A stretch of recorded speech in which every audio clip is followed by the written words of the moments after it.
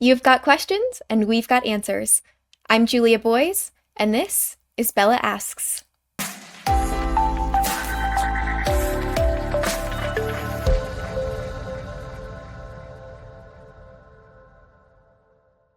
The Business Ethics Leadership Alliance, or BELA, as we like to call it, is a community of organizations committed to maturing their ethics and compliance programs and strengthening their speak up culture. They do this a myriad of ways, from events to resources to data. And whereas we believe that every organization out there could benefit from being a BELA member, we know that there is no competition in compliance, and we are not interested in gatekeeping best practices. So, we developed BELA Asks as a part of the Ethicast podcast. BELA members can submit their questions through their concierge service, in which we look at the questions and we curate answers for each individual question. Today, we are honored to be joined by Ethisphere's Chief Strategy Officer and Executive Chair of BELA, Erica Salmon Byrne. Erica, it's so good to see you again. Oh, Julia, it's good to see you, and it's exciting to be back with yet again another amazing BELA Asks questions. 2026 has just been, a banner year so far for great inquiries from our BELA community. Yes, and today we have a great question that I think speaks to people's wanting to really get going with their trainings in 2026. Yep. We had a BELA member ask us, what is a good number and type of knowledge assessment to include within code trainings? And they even gave a little more context. They said, is 22 activities or quizzes in a 30-minute course too much material? Yep. No, it's a great question, and I'm really glad that they asked both about the number and about the type, because you should be asking yourself both of those questions. But I want to just take a step back for a quick second, Julia, and talk about why we have assessments in training in the first place. So, because that really determines what feels like too much. So the purpose of doing assessments throughout the course of a training course is really twofold. One is make sure you're bringing your learner along. So as you transition from topic to topic, have you covered what you had previously covered in the prior chunk? And then also to make sure that they are developing a command of the material. So a little bit of the answer to this question is going to be, it depends on the type of assessment you're talking about, right? What is the purpose of the assessment that you are utilizing in the course? I have, for example, taken training courses over the years that have been almost completely assessment driven. So here's a scenario, pick the right course of action. Great way to learn if I'm a learner that already has a rough sense of the material. So in that case, in a 30-minute course, it could be almost entirely technically assessment driven, because you keep presenting me with short little fact-based scenarios. Often these are in the kind of best case scenarios. These are based on things that have actually happened inside your organization. I love to see this in company training, where the company is custom building a training course that says, like, hey, it's time for our conflicts of interest training. Let's pick our 5 most commonly presented conflicts of interest issues from the last 2 years, turn them into fact-based scenarios, and ask people to choose the right course of action in response to that fact pattern. That could be a training course potentially that is entirely assessment driven, right? Short little fact pattern, choose the right course of action. On the flip side, I have seen trainings where they're full of quizzes or assessments, and I can't figure out what purpose the assessment is serving, because it's not really measuring whether I paid attention in the prior segment. And it's not going to be necessarily giving the compliance team any meaningful information on whether or not I understood the material. So the question that I would encourage this BELA member and anybody else listening to you and I to ask is, why am I assessing at this moment in time? And is the type of assessment that I'm doing here measuring the thing that I want it to be measuring? And can I get the data in such a way that I can actually do something with it? Because if your answer to those questions is yes, kind of across the board, then it doesn't really matter how many assessments you put in your training course.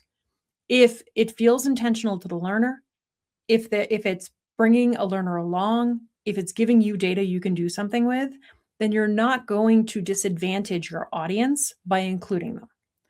If it feels not intentional, if it feels like I threw a quiz in here because I had to, then you're going to lose your employee base. You're going to lose your learner in that moment in time. So the question to be asking is less what's the right number and more what's the purpose? What's the purpose of this assessment? What's the purpose of putting it in here? And am I varying the types of assessments in such a way that I am capturing the variety of the employee base that I have, the types of learners that I have in my employee base? Do I even know what my employee base is made up of in terms of learners, right? So that's another gating question to be asking yourself. And then what am I going to do with the data? If my data shows me that everyone is failing this particular topic, A, do I have the data to know that that's happening? So am I able to get the data out of the training course in the first place? And am I able to do something with that data? Because if I'm not, then don't ask that assessment. Yeah, that that makes a lot of sense. It reminds me of a conversation we recently had about sort of test out training and Mm-hmm. just, you know, these trainings really should be intentional, like you said. And that data piece, I don't know, could you speak a little bit more to like if I am trying to capture data, what are the top things I should be trying to glean from these trainings? Yeah, great follow-up question, Julia. So, if whoever you're working with, right? If you're working with an external training vendor, if you're working with your internal L&D team, really understand what your learning management system. This is all, of course, assuming online training.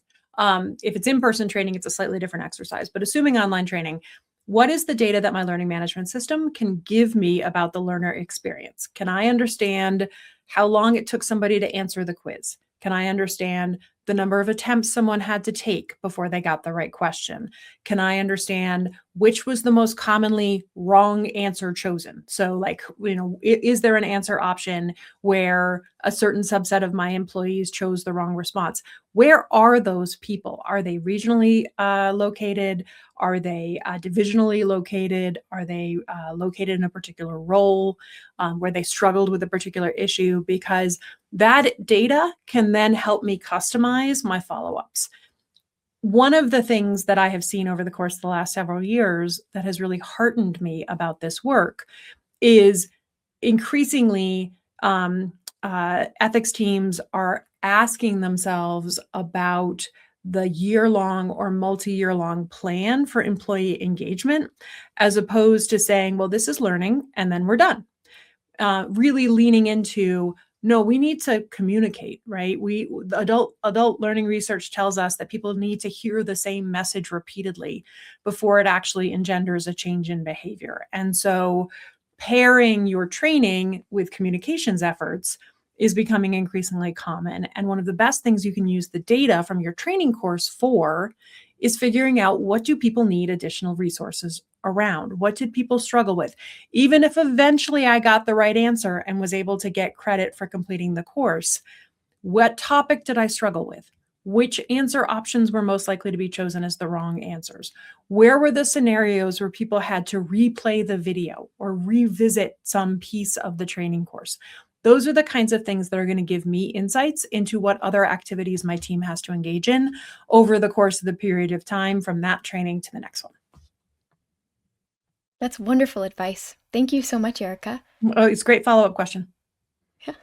Well, we really appreciate the time that you take to really answer these questions in such a holistic and comprehensive way. So thank you so much for joining us today. Oh, absolutely. And to all those BELA members out there listening, I know I say that this at the end of every BELA Asks episode, but I really do mean it. Please keep the questions coming. It is not only a wonderful thing that we can do for the BELA community to answer these questions directly to you when you send them to us, but it allows us to keep a pulse on what the community writ large is thinking about and worrying about and talking about, and to be able to bring those answers out to the ecosystem more broadly is one of the reasons we're here. So please, please, please keep the questions coming. Thanks, Erica. Take care. You too. For more conversations like the one you heard today, subscribe to our YouTube channel or wherever you get your podcasts. To find resources surrounding today's topic or other ethics and compliance topics, visit ethisphere.com/resources. And to learn more about a BELA membership and what that entails, write to us at info@ethisphere.com. And like Erica just said, if you have questions, please send them our way. We love to answer your questions, and we love to provide the community with information that will help all of us grow together. Thanks for joining us today. I'm Julia Boyes, and this is BELA Asks.